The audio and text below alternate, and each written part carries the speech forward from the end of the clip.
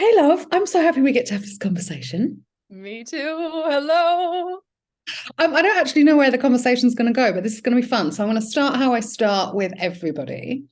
And you don't have to know exactly what it means, but as it lands for you, what is sacrosanct in your life?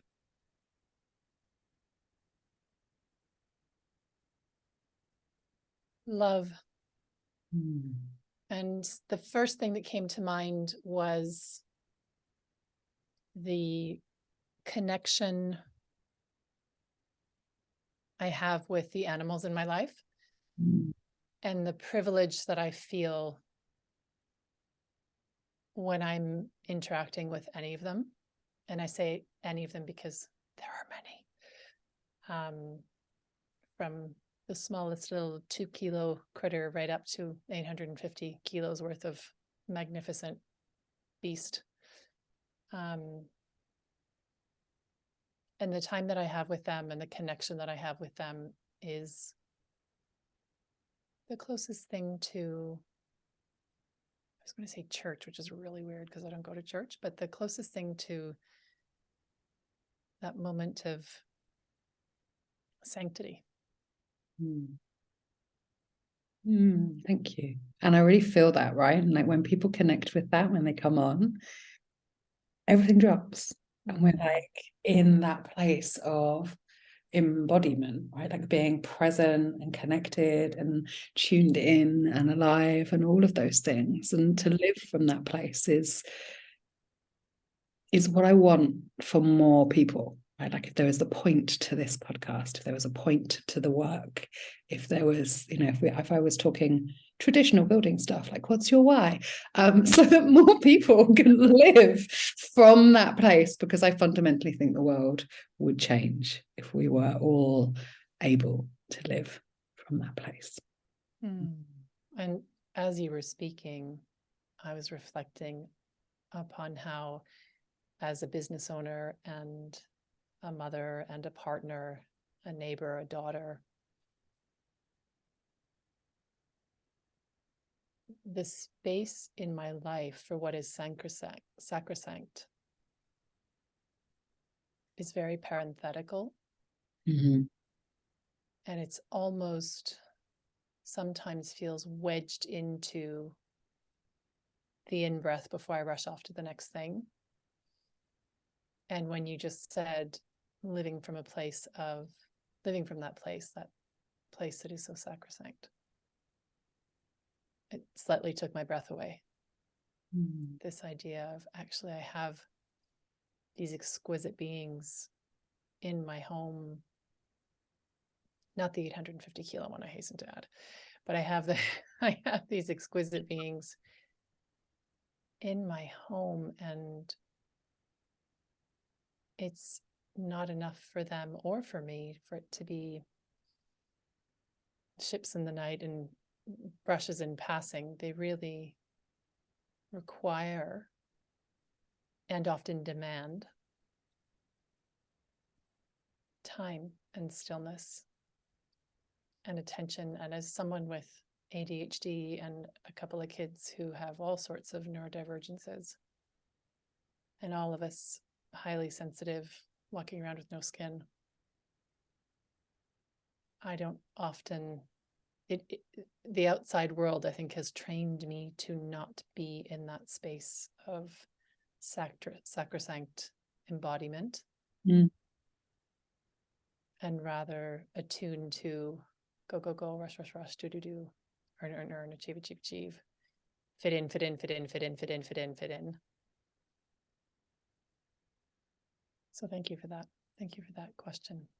Thank you for your honesty.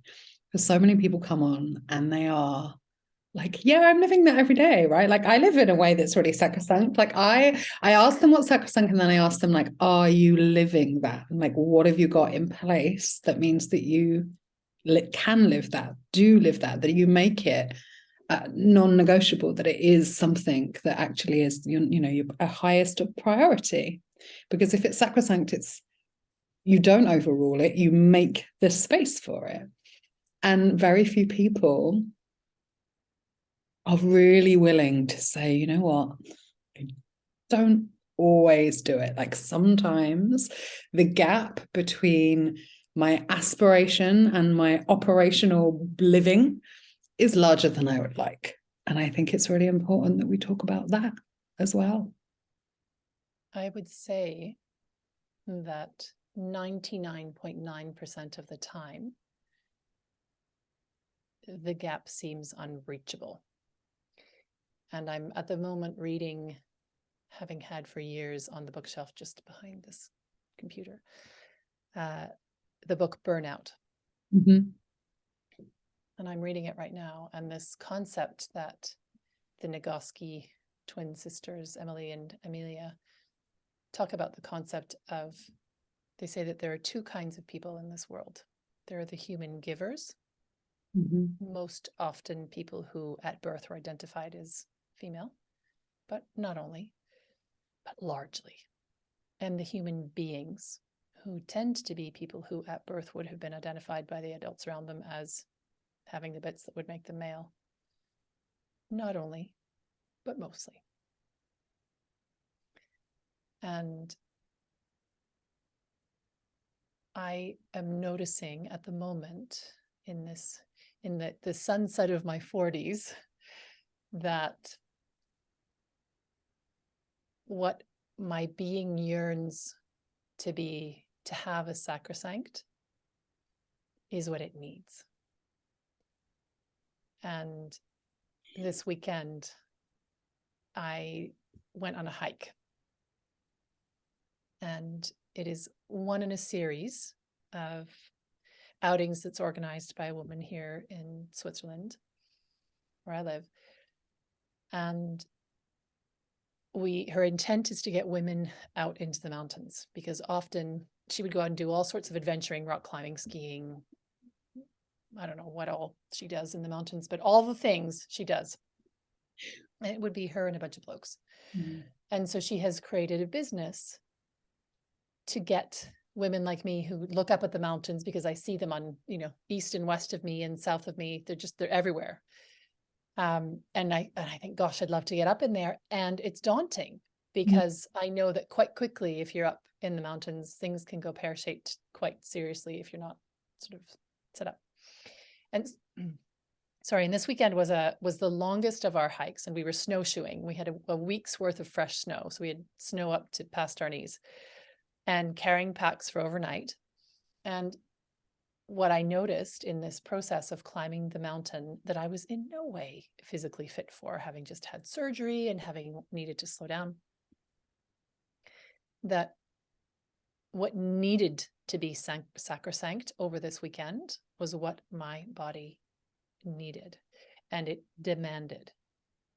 And what I am playing with at the moment to bridge that gap between what I would like and what I live is stating my need and stopping there, not apologizing, not backfilling with all the story, which my ADHD brain is like, let me tell you all the reasons why this request is valid, and why you should agree.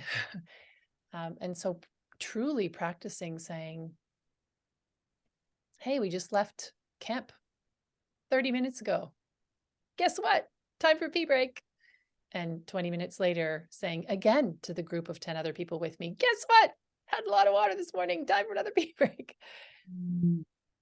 Or actually, I need to take off a layer. And because we were literally in a cloud, we had to stick close to one another. And so the whole group has to stop when someone needs to stop. And on the way up, I was struggling to get up the mountain because asthma, because all sorts of things. And the pack was too heavy and I wasn't fit enough and yada, yada.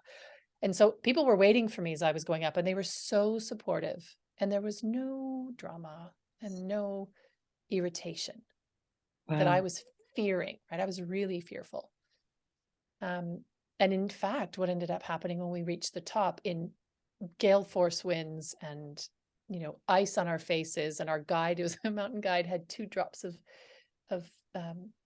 just 2 frozen drops out of either nostril, just hung in the tip of her nose. It was minus 15 Celsius plus the wind chill. I mean, it was proper on the peak of a mountain, not a tree to be seen because it's impossible. And we got inside the refuge, and a few of the other ladies said, actually, I couldn't have made it another step. I am so glad you stopped 4 times in the, last 30 meters to get up the 45-degree incline into the refuge. But it really, my body was saying, hang on, this is too hard. We need to stop. This is too hard. Or I need a wee right now. I'm too hot. Take off a layer. I'm really, so I was making lots of faces and giggling at you because I have had my own journey with this, with stating my needs and asking them to be met. And, whether that is because socialized as a girl, whether that is because society generally, whether that is particularly difficult for the way that my brain works, and the piece that I actually think makes it particularly difficult for brains like mine, ours, whatever, is that half the time we've said to it, don't say what you need, don't communicate, shut up, look normal, fit in. And the other half the time we're like, except for now you can speak. No, except for now you can speak. And trying to learn. And at some point I developed rules for when to speak and when to shut up, right, around my body and around my needs.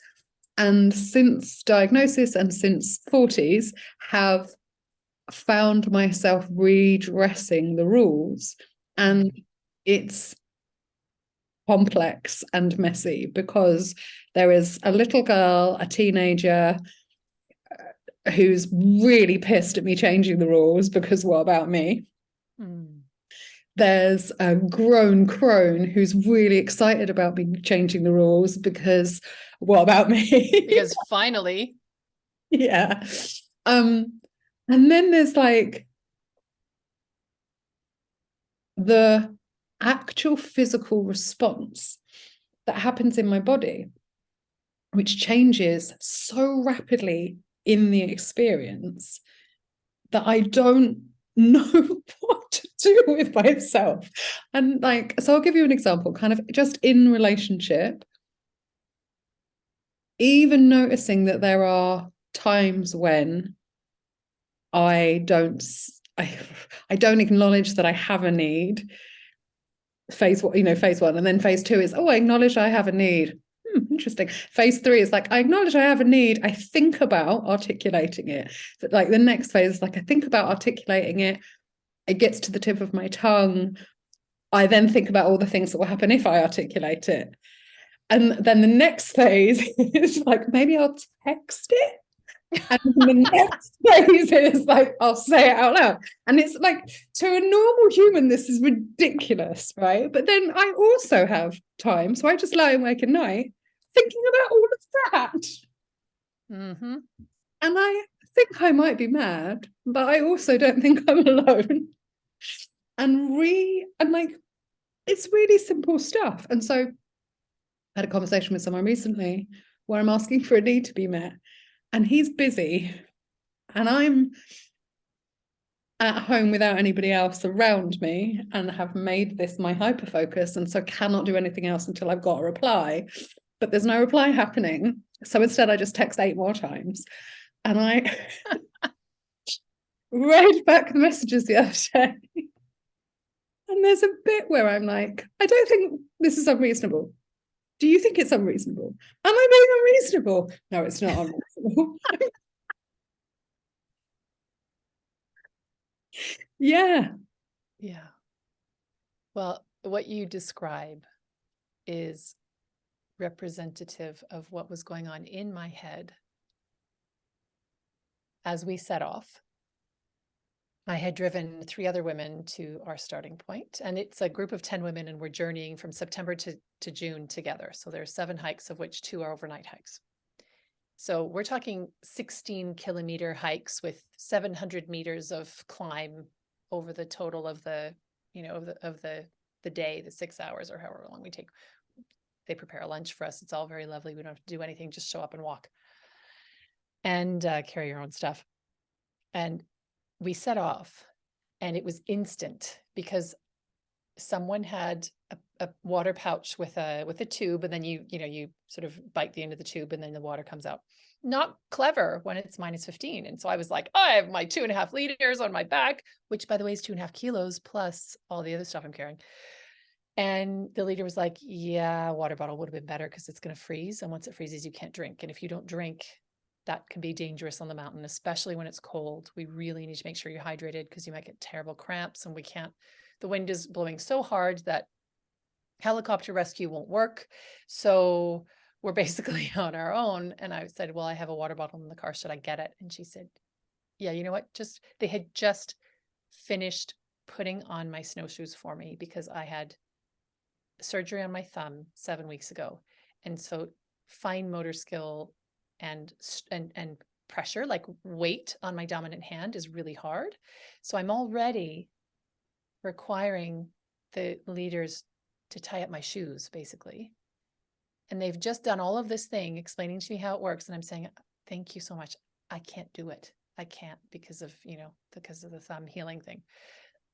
And then she says, I said, but you just put my snowshoes on. And she said, so yeah, your car's just there. So we take the snowshoes off. I scamper across the road. I say scamper.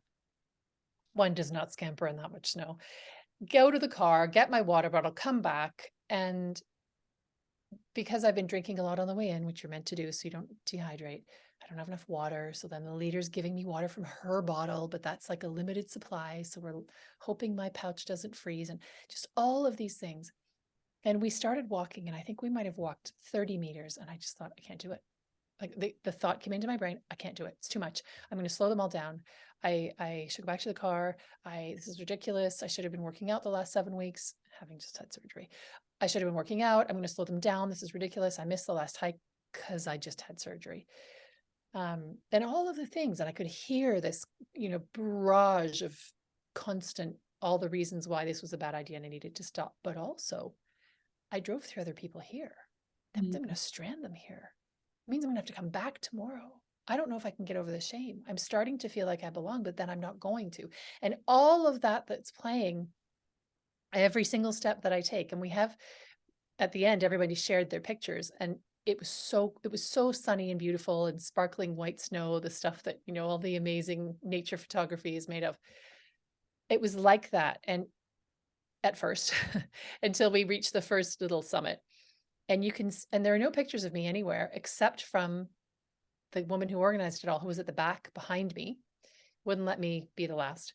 So there are these pictures of me like huffing and puffing before we stopped for lunch. Thank God. And then we're going up to the first peak, and there are all these pictures of everybody at the peak. And then there's this one picture of like 2 specks down the mountain. And that was me and the guide. And those women waited. And as I got to the top, laborious step after laborious step, cheered. Mm-hmm. And I noticed that with all of the internal, it's like plowing up of whatever I might be thinking and what my brain can conjure up that other people might be thinking, and then starting to react to the things that I don't know if other people are thinking, but in case they are, I'm already going to start thinking about how I should react or what I should do, because that's a good use of my energy biscuits, as one of my friends calls them. It was evidence against the experiences that I have had so many times in the past. So when you talk about your, the little girl and your teenager who are saying, wait a second, why are you changing the rules? What about us? Through socialization, but also through very real and painful lived experience of what it is to be shown repeatedly that you do not belong here, that you are not welcome here, that your difference, which we can't quite put our finger on and we can't quite name, but we know we don't like it because it's uncomfortable. Yeah. That's a lifetime of very deep experiential grooves in our lived, like in our felt body. Yeah. And like late, I don't know, diagnosis as an adult is a really interesting experience, and I can't talk for anybody else. My experience is like, well, duh. And also, like, so that it's so obvious that why would one even need a diagnosis, coupled with the exact amount of what people like to call imposter syndrome, but which actually just feels like, yeah, but if I actually was, then like there can't actually be a reason for it, right? Followed by, and this is my favorite one currently, but it isn't just me. Literally everyone I know is experiencing this. And so then there's the like, well, if there were that many of us in the first place, why did I spend my whole life feeling alone?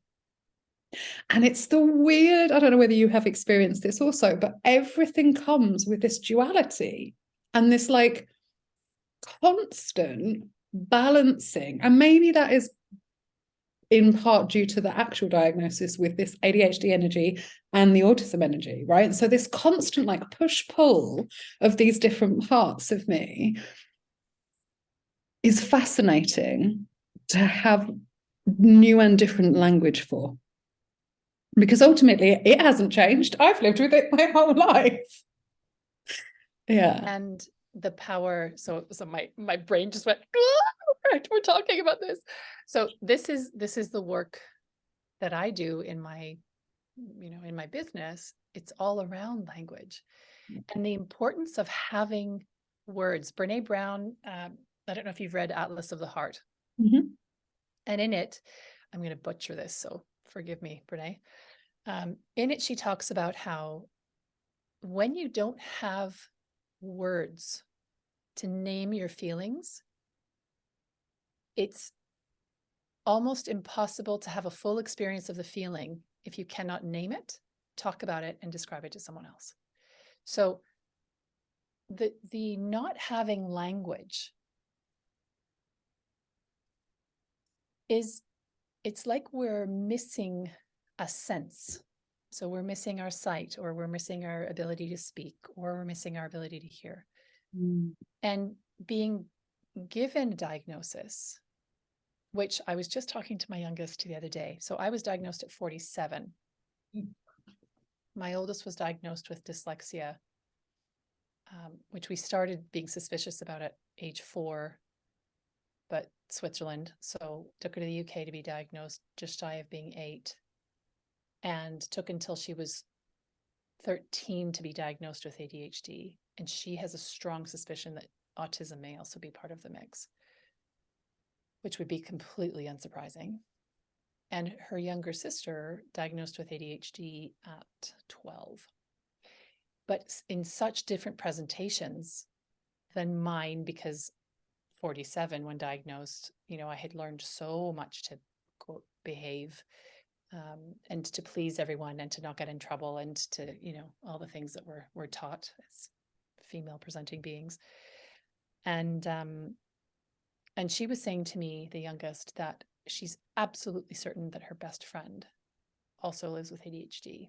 And this young person's parents aren't necessarily open to it. And they're afraid of talking to their parent about it. Parents both. And also they're afraid of having the assessment, because what if they don't have ADHD? And it's something that in that moment, I realized that both my daughter and I had been afraid, that in a way, afraid to be diagnosed with ADHD. Like, here is proof that you are different, that there is something, quote, wrong, based on whatever narrow normal is, that there's something wrong with you. But perhaps slightly worse would be, yeah, there's something wrong with you, but you can't use this excuse because you don't have that. And I remember distinctly coming home from the first assessment for myself. And I came to being assessed at 47 because of my kids, and I saw my oldest struggle so much. And there was no way in hell that was going to continue. And so I was doing heaps of research. And the more I researched, the more I saw things. And crucially, a friend of mine whose sibling had just been diagnosed as an adult with ADHD, and whose children had just been diagnosed, and who herself was also looking at potentially getting diagnosed. She was like, that's a really ADHD thing you just did. Do you know that when you have ADHD, you ABC? And I was like, what? No, you don't get to 47 without, surely people would have known, but I got good grades at school, but I went to university. And when I came back from the first assessment appointment, the therapist was asking me questions about, do you ruminate? I went, yeah, of course, everybody ruminates. And she just silently shook her head. And What? she said, do you, I was like, what do you mean? That, What do like, you there mean? are people what do they do with all their time? Like, what's happening in their heads if they're not ruminating? Like, it does not compute. And she asked me if, I found social situations challenging.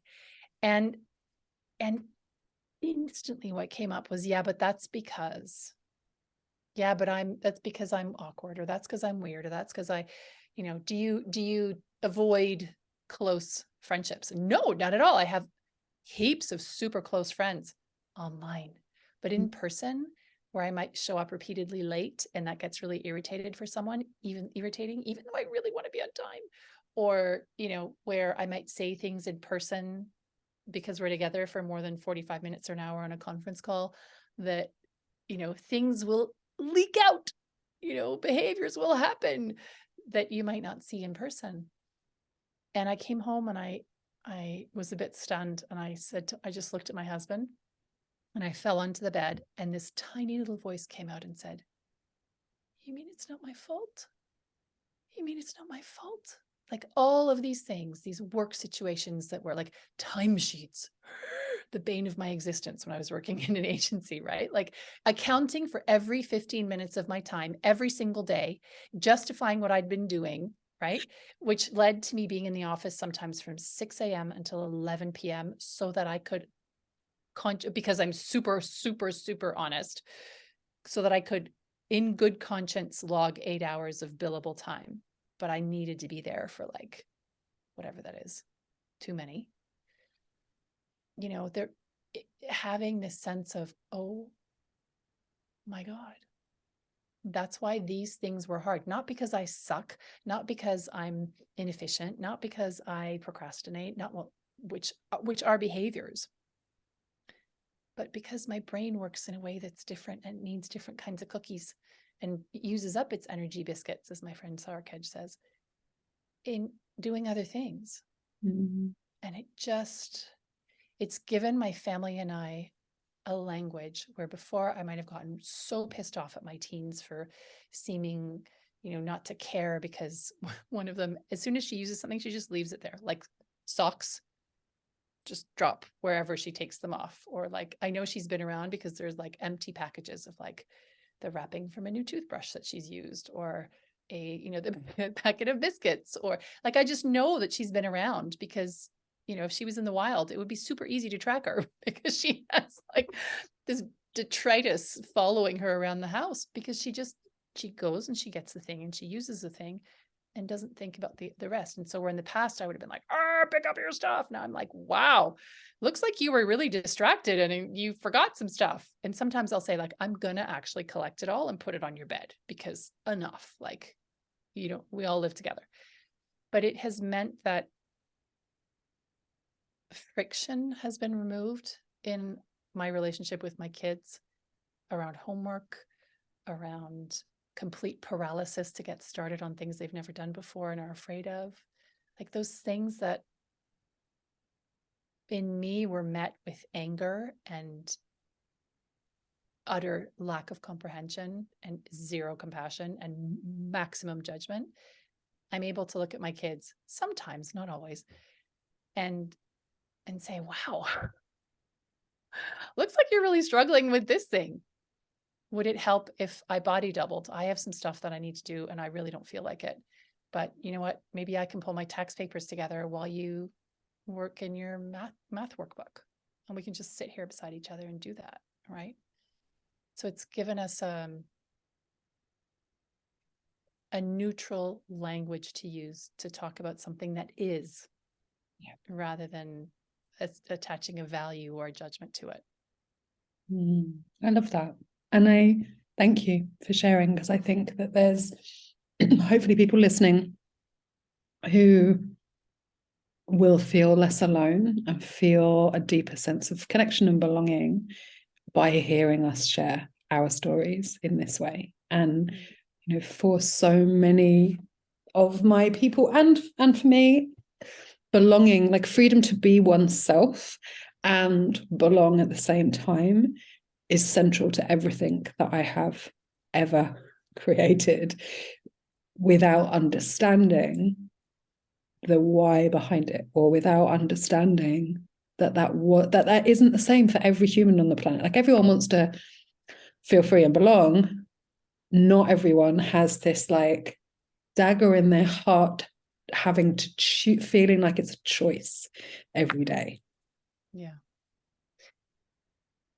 Oh, that needs a second to land.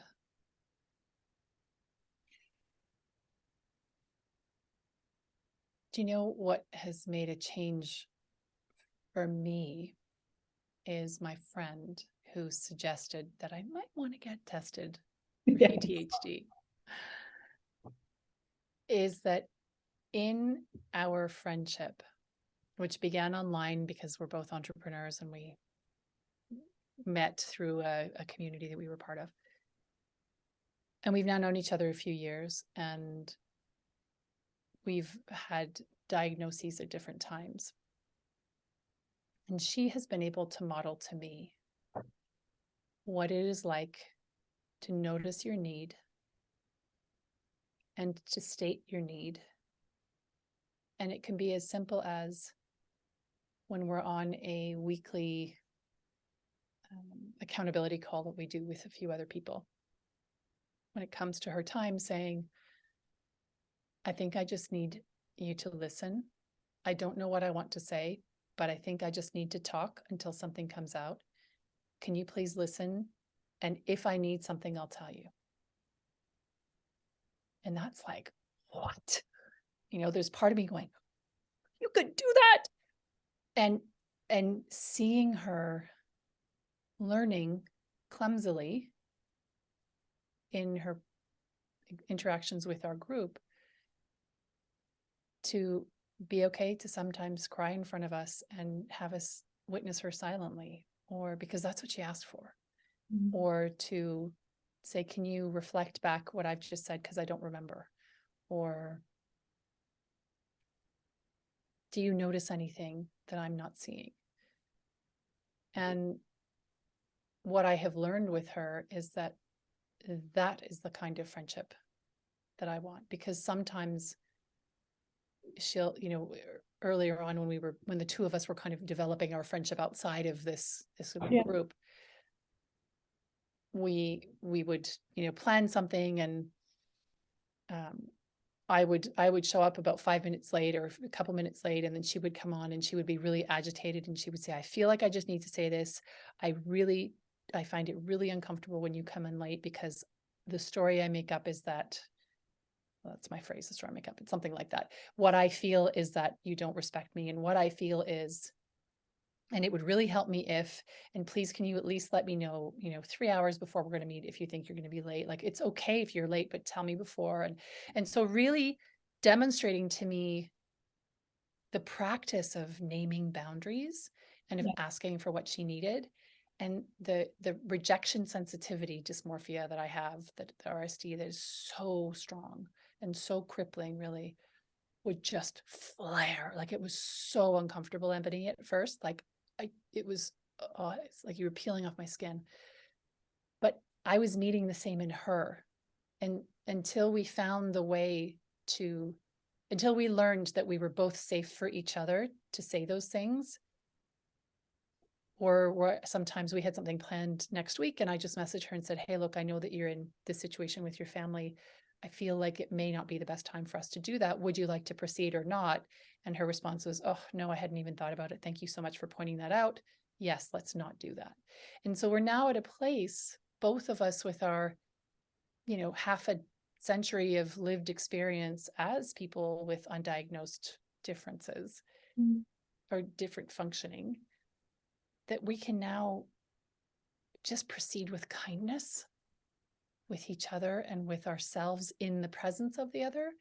And that is, for me, an entirely new, that is a benchmark that I never had ever for friendship, because before it was just, please accept me. Oh. Yeah. It's something that you don't know you need until you have it.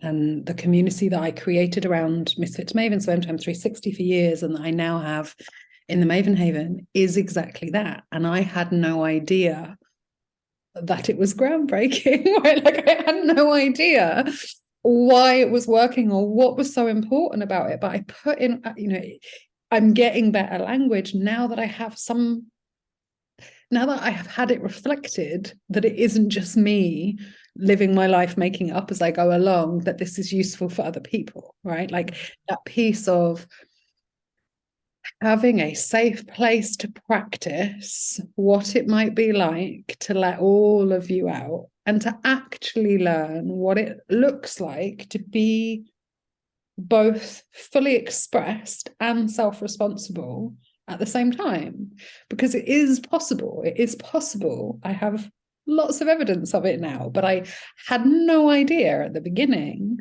that it is possible to not spray your emotional guts over somebody, right? But to fully express everything that's going on and just be witnessed in that. And simultaneously, it's possible to watch someone processing, maybe physically, maybe verbally, however that is, and to give them space and to witness that and to actually get something from it. Not that it has to be transactional, but that there is a beauty in it, a humanness in it, a love in it, Yeah. Yeah. And that maybe the thing that you get, if you we want to talk in transactional terms, is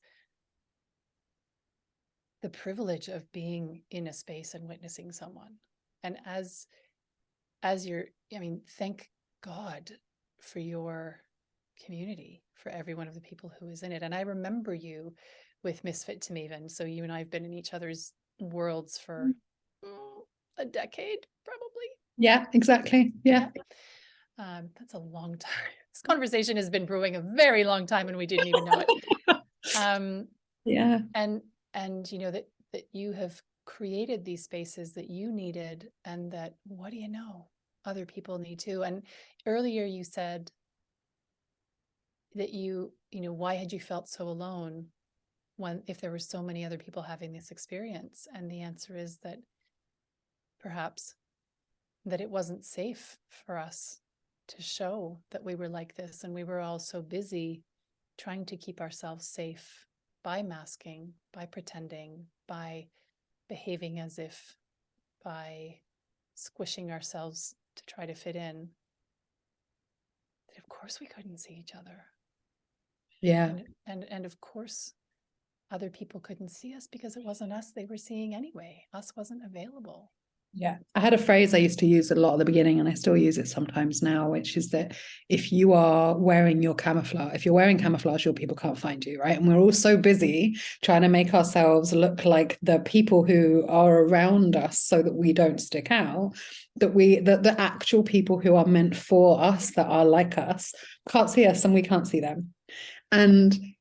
And that, I think, I hold true to that, regardless of what your circumstance or situation is. It takes real courage to take off that camouflage, and there is some self-safety and some awareness that needs to happen. But I also think there's this beautiful piece of trusting the timing of your life, and that there's, there are so many people, just to bring it back to business, and maybe that's what we'll have a very quick talk about in the second bit. There are so many people who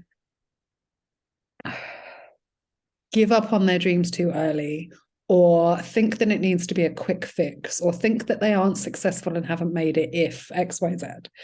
And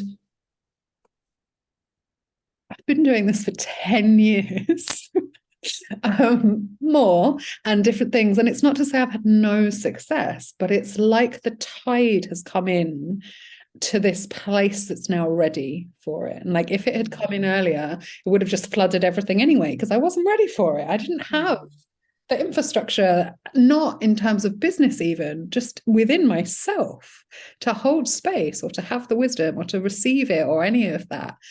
And now I've created the really incredible infrastructure that that it can come in and I can actually enjoy and watch it rather than like just paddling. It's a terrible analogy, but you know what I mean? Yeah, no, it makes complete sense.